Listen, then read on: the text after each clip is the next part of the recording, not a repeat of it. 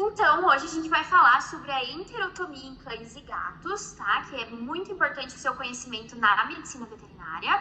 E o nosso grupo é formado pelo Andrei, Flávia, Gabriele, Jéssica, Lilian e eu, Thaís.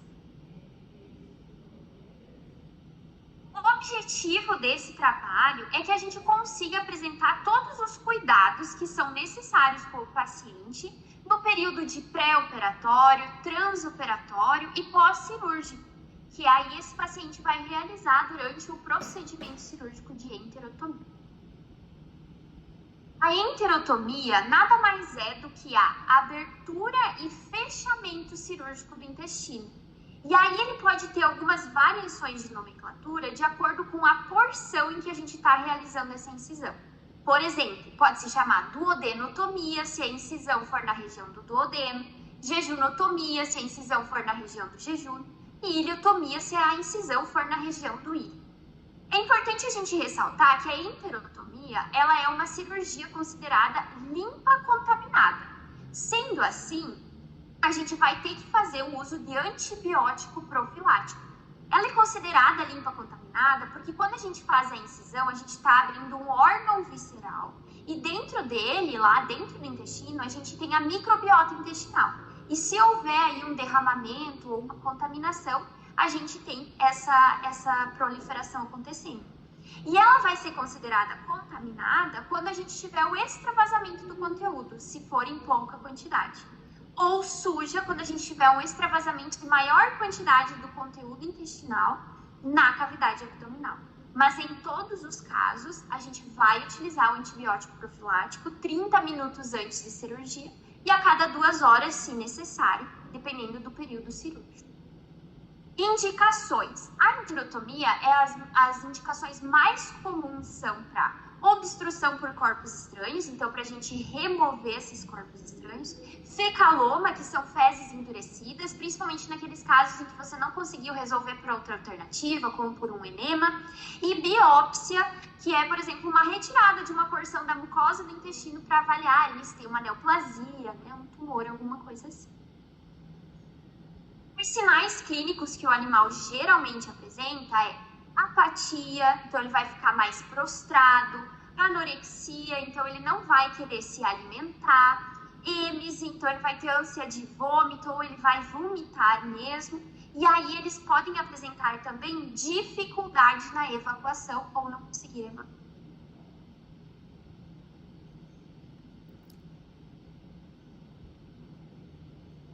Para a gente chegar no diagnóstico certo, a gente vai precisar fazer uma anamnese, que é onde o veterinário vai conversar com o tutor para saber mais sobre esse animal.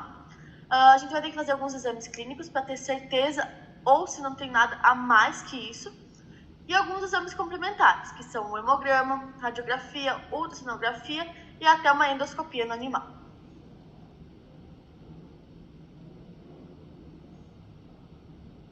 Alguns cuidados a gente deve ter no pré-operatório, onde a gente vai ter que fazer a estabilização desse paciente, que é ver a mucosa dele, a frequência cardíaca, a frequência respiratória, a temperatura e, caso esse animal estiver desidratado, fazer fluidoterapia, o uso de alguns antibióticos e uso de antieméticos, para o animal não chegar a vomitar. E sempre que temos que ter em mente, quando a gente for fazer um procedimento desse, o animal deve estar em jejum. Se for um animal adulto, de 8 a 12 horas. E se for um animal filhote ou jovem, de 4 a 8 horas.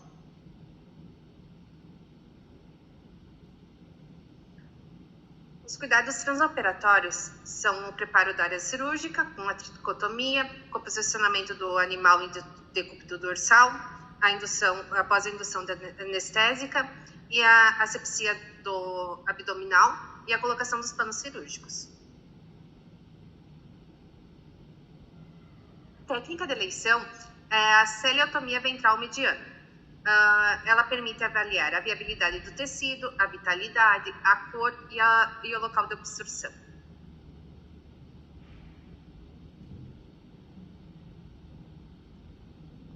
A técnica cirúrgica ela vai consistir na incisão da linha média da pele, do processo tifoide até o pubis, a incisão do subcutâneo, que é expondo a face externa dos músculos reto-abdominal, a incisão da linha alba com o bisturi e depois pode estender com a incisão com a tesoura.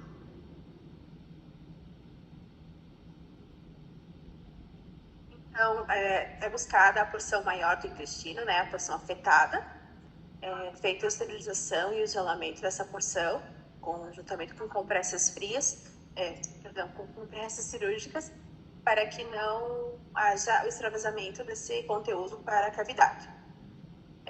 A incisão é longitudinal, né, pela borda do antimesentério, com um bisturi. Se necessário prolongar, né, a incisão é usada uma tesoura romba, para que não haja cortes desnecessários nessas partes. Se houver corpo estranho, então ele é retirado, né, e logo em seguida esse local é banhado com solução salina morna, para que mantenha o animal numa temperatura para que ele não fique hipotérmico. A enterografia, então, ela é longitudinal ou transversal, vai depender de se o animal tem algum objeto, né, no local. O uso de fios são os absorvíveis, vai depender do tamanho do animal também. Normalmente é usado o 3 ou o 4. E o padrão de sutura é a simples isolado ou a simples contínuo. Para os cuidados pós-operatórios, então, vai depender da saúde do animal, né, do nosso paciente. Em geral, ela consiste com fluidoterapia, analgesias, se necessário, antibióticos, né, caso ocorra o extravasamento para as cavidades, e o monitoramento de sinais clínicos, né? Então, vai ser verificado se esse animal está tendo febre, vômito, referiu diarreia ou dor abdominal.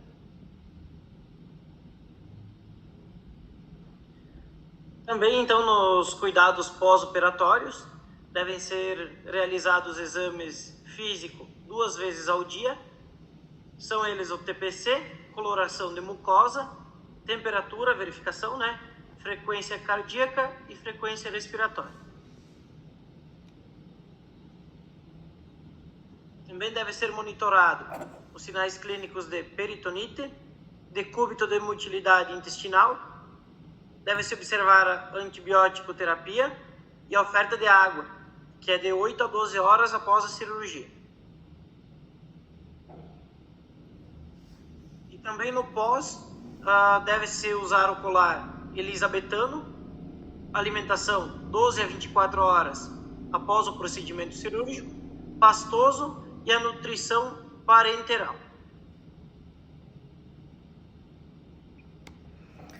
Então, algumas complicações pós-operatórias que a gente pode encontrar é a peritonite, distúrbio de motilidade intestinal, deiscência de sutura intestinal e estenose.